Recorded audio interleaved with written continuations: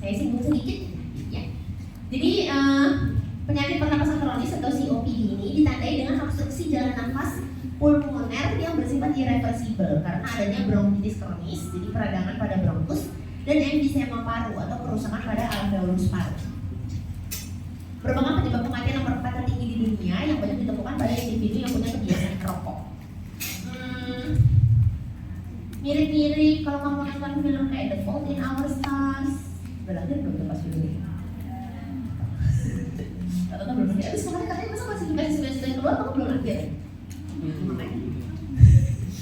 Saya takut beda pas film saya sama film kamu gitu. Jadi kalau kamu pernah kayak The Fault in Our Stars, yang mereka kemana-mana bawa tank oksigen itu lo tau nggak? Kan hidungnya pakai selang oksigen. Ya kurang lebih mirip kayak gitu.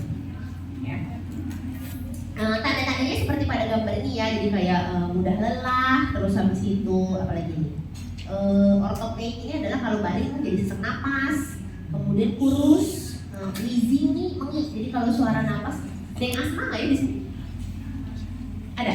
Nah, kalau kamu asma deh, kamu kan napasnya sesak, terus ada bunyinya, bener nggak? Kayak suara kereta api, gitu. Nah itu namanya wheezing atau mengi. Gitu ya.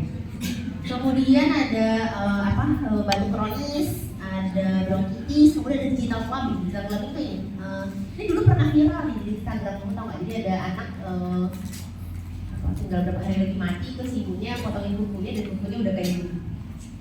Pernah dulu.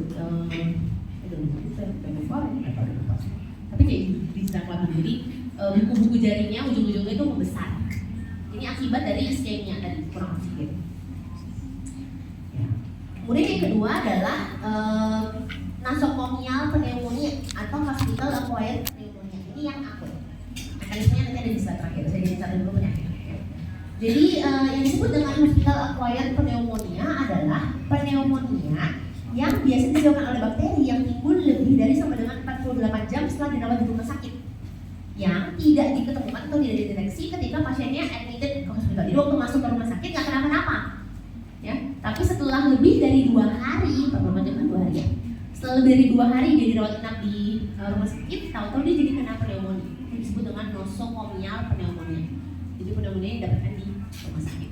Biasanya sering ditemukan pada pasien yang memang sudah diintubasi atau menggunakan ventilator. Makanya kenapa ventilator nggak boleh lama-lama deh.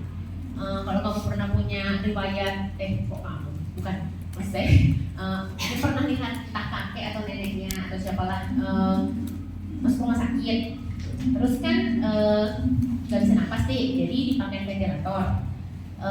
Tapi terus nggak boleh lama-lama, dia either harus bisa segera dilepas atau kalau ventilatornya nggak bisa dilepas lagi, dibolongin rikotomi.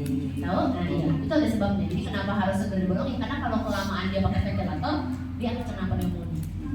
Jadi either dia harus segera bounce back, maksudnya harus segera lepas ventinya, atau kalau ventinya memang tidak bisa lepas untuk prolong time, bolongin.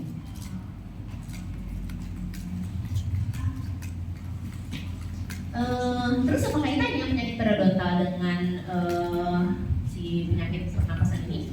Lagi-lagi dari jalur yang sama dengan endokarditis infektif, bahwa bakteri yang ditemukan di dalam rongga mulut itu sama dengan bakteri yang ditemukan di dalam paru tadi. Ya. Jadi bakteri ini biasa adalah Haemophilus influenza dan PG. Ada Porphyromonas gingivalis kalau ini. Gimana sih dok, kok bakteri dari dalam rongga mulut bisa masuk ke dalam paru-paru? Dari mekanisme aspirasi. Aspirasi itu apa sih? Tersedot. Tahu kan kamu aspirasi? Ya, disedot. Dari mekanisme aspirasi. Kenapa sih bisa terjadi aspirasi bakteri? Satu, kamu udah tahu sih entah apa bentukan plak. Kemarin di 1A kan ada tuh adesi, salah, bentukan penikal maksud saya. Kolonisasi primer, kolonisasi sekunder, terus terakhirnya? Maturasi. Apa? Oke, maturasi kan dia bisa mengeras jadi kalkulus atau satu lagi? Oh, menyebar. Iya, menyebar bahasa Korea apa? Dispersi. Analoginya sama kayak gini loh deh. Bunga kan ada serbuk sarinya. Kalau kecium angin, serbuk sarinya kan terbang ke bawah. Atau misalnya ada lebah, serbuk sarinya juga kan jadi ke bawah. Terus jadi berkembang lagi si bunga itu di tempat yang lain. Sama, drug juga kayak gitu. Bakteri juga kayak gitu. Ya, jadi Kan dia pertama glikoprotein, terus di ADC kan, kondisi primer, sekunder kan makin padat. Nah, lapisan paling atasnya itu, lapisan paling koronalnya itu terbawa saliva lah misalnya gitu ya, atau apapun prosedur mekanis sikat gigi, makan, minum gitu ya, terbawa terus akhirnya jadi bisa pindah ke tempat lain gitu. Nah, jadi sama si bagaimana si penyakit periodontal bisa berkontribusi terhadap penyakit respirasi ini lewat jalur itu juga. Jadi karena dia